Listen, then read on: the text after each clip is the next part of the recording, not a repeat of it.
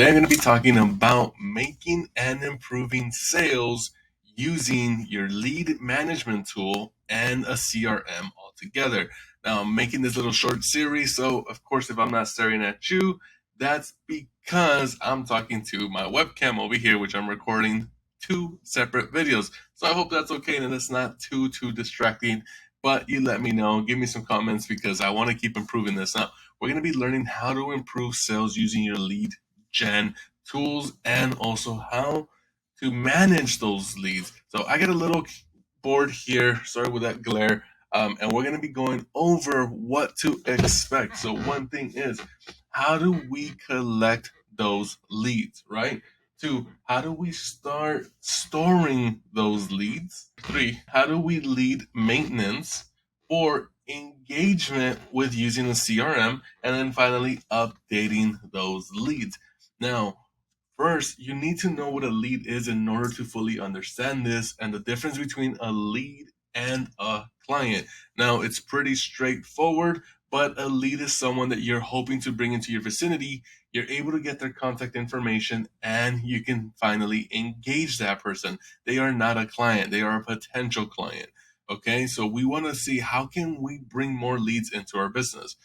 Leads are going to be the backbone, the fuel that keeps your business running. And this is for all businesses, whether you're retail or service based, it does not matter.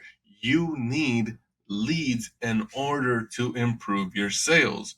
So now, these are 5 simple questions, or these are 5 simple little steps that we're going to be going over so that we can continue to improve our leads and how we treat them. But I will let you know, this is very, very basic. This is your starting point, okay? From here, we can always take it to the next level. That includes, and not limited to, 1, automations, campaigns like nurture campaigns, sales campaigns, recovery campaigns, touch points.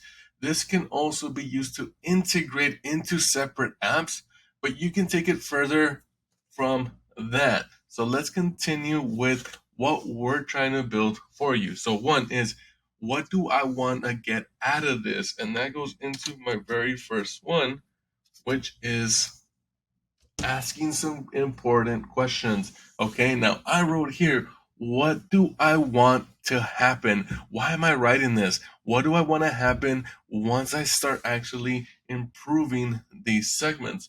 And number 2, what do I expect to happen? So once I implement some new tools and some new strategies, what do I expect to happen? And then 3, how will I measure? Now, I'm a huge freak when it comes to measurement. Measurement is the only way that we're going to find out if something is working.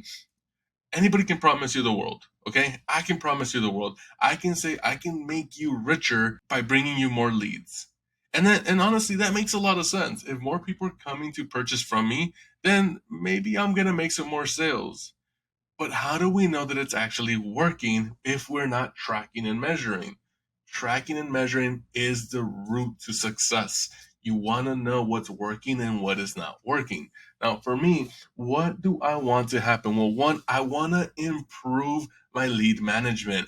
And the reason I want to improve my lead management is because I expect that if I improve my lead management, I will improve communication with you, my audience, and my clients. I also want to improve the number of sales that I'm making per people that I'm bringing in. So what does that mean? That if I have a great database, if I have a great lead management tool, and I'm capturing people the way I want to, then it should be easier for me to, 1, stay in the know, but also be consistent with them. Okay?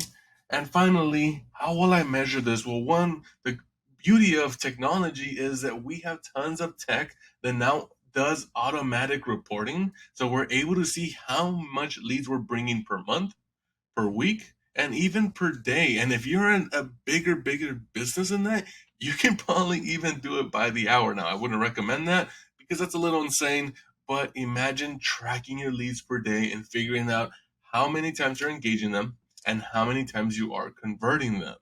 This makes this beautiful and it makes it simultaneously work together. Now, collecting leads. Let's start with number 1. Okay, if we are collecting leads, where are we doing this and how are we collecting leads? Well, first, I want you to think of your client journey. Where are your audiences walking, shopping, and talking? Because you want to be there and ready to collect a couple things. Now, I call it my nays, which is my NNEs. This is my names, my numbers, and my emails. And these are the three things that I always want to be collecting. Okay, now I'm going to go ahead and erase these questions that I had. But the number one thing is I want to be always collecting names, numbers, and emails. Always, always, always. Okay. Now let's flip that around. And this is where I put my names, my numbers, and my emails. This is going to make it super easy for me to always be able to engage my leads. Okay, because without that, how hard is it for me to actually reach out to them? Now, look, we've all traded in a name, a number, and an email, or even just an email for a discount code, a coupon, a newsletter, an update.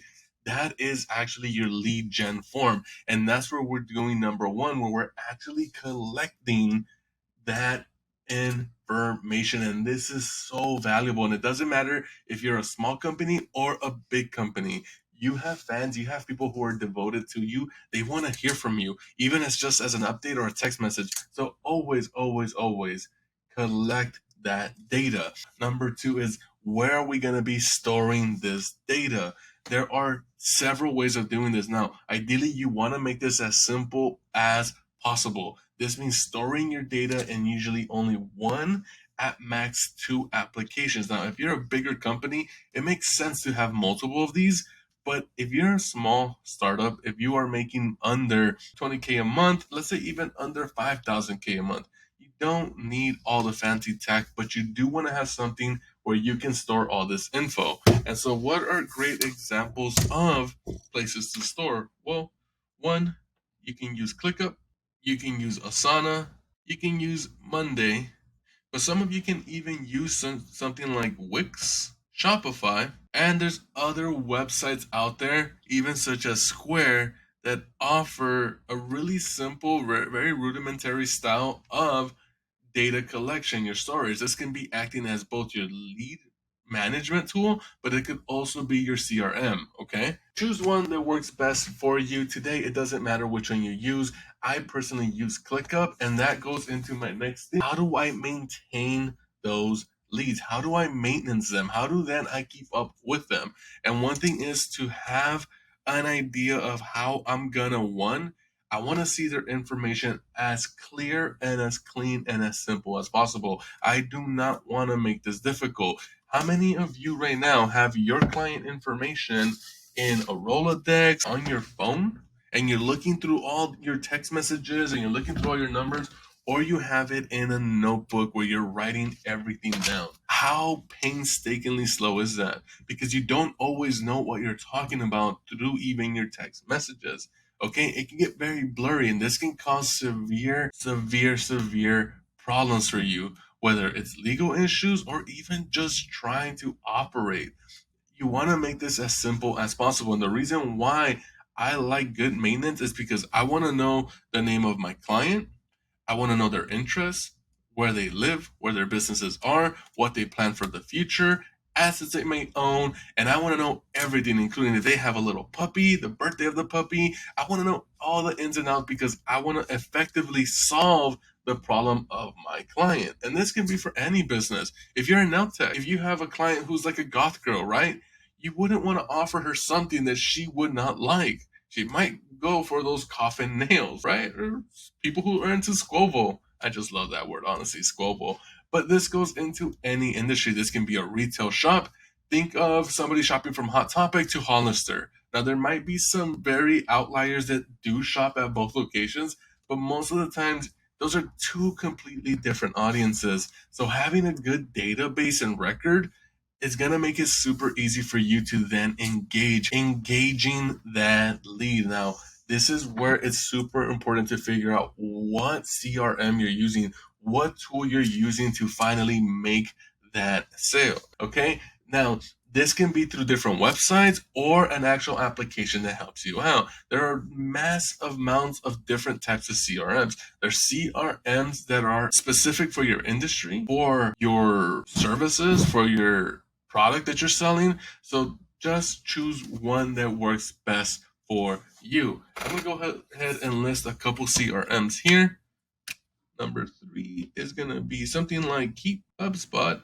Even Wix and Shopify can kind of be used as a CRM, but not really. There are different ones. I think like Zendesk. Now, some of these are gonna be more heavily for service based, but there's others that are gonna be dedicated for what you yourself are doing. There are different ones that are gonna be good for you. Where your CRM is based, this is where you're making all your sales. This is where you are calling your audience and your leads based on the data that you've collected and all the information that you're using, where now you are going to potentially sell to that client.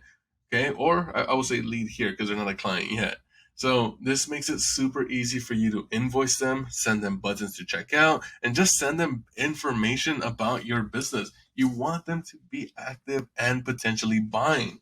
And finally, where do you update and how do we update that information, which is the last thing that we're going to be covering, and it's updating that data. You want to consistently be updating it because you don't want to be storing data of a lead that just doesn't care about your product. They're never going to buy, they were never interested, they just somehow ended up there for you for some reason, and then they never went forward with anything. Why get stuck there? Why get stuck with somebody like that? So update your contacts. But also, if something traumatic happens to your lead or to your client, you want to be consistently updating that information and being kept in the know.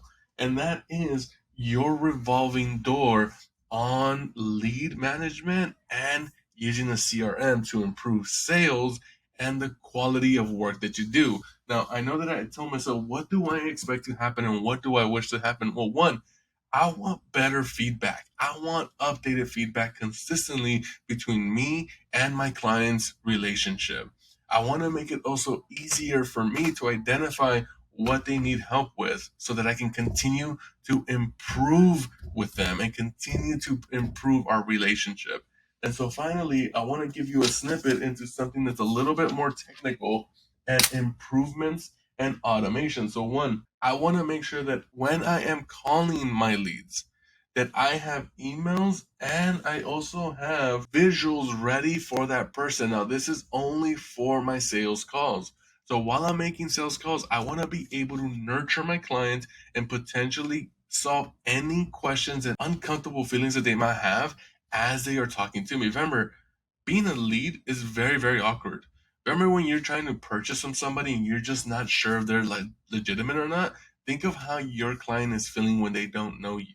Whether it's a different barber, a massage therapist, a doctor, it's just very awkward. So for me, what I'm gonna do to improve my client journey and this process is one, I'm gonna have visuals for them so they know what we're talking about all the time.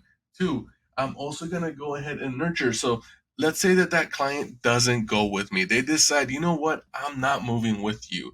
I'm just not sure. I don't trust you enough. I don't want to give you my money. You know what, dude? I totally understand. I've been there. Sometimes it takes me weeks to make a move, if not months. So in between that time, I'm going to make sure that I have emails, text messages ready to touch base with this lead. I'm going to go ahead and send additional information just to keep them always active and engaged with us. And finally, once we converted that person, I'm going to go ahead and nurture that client. So at the end, once they become a client, I want to make sure that we build a stronger relationship together. And the only way to do that is by one, using everything that we just went through, 1 through 5, to build a stronger relationship, right? This is what we want to do. Hopefully, 3 months from now, we're able to measure the data and see, did we get the results that we wanted? And I want you, and I challenge you to do exactly the same. I want you to focus on what's going to help you improve, get more leads, get better results, improve communications, and get some freaking beautiful testimonials. We want to see 5 stars. And guess what? If you get 3 stars, if you're seeing a lot of 2 stars, That's not a bad thing. That just means that you have improvements to make. It means that, look, you're getting sales still, you're getting results, but now we got to make sure that we improve on them. I always see bad and failure and negative energy as a way to improve, as a way to become a better person, improve on our skill sets, improve in our knowledge, and then ultimately remember it's not about us, it's about our clients and what we do for them, what we provide in value for them. And that's what this is about. It's how can we improve their journey and how can we make them feel safe and comfortable in our arms. And I hope that this helps you out. My name is Jesus Covarrubias. I am the owner of Integral Business. I am your go-to specialist when it comes to small business. This is all before starting and during those first 3 years of incubation. We have a developing team here that's going to help you out. Plus, we have thousands, and I mean thousands of customers that we've already helped out start their business. So let's help you out and let's keep growing together.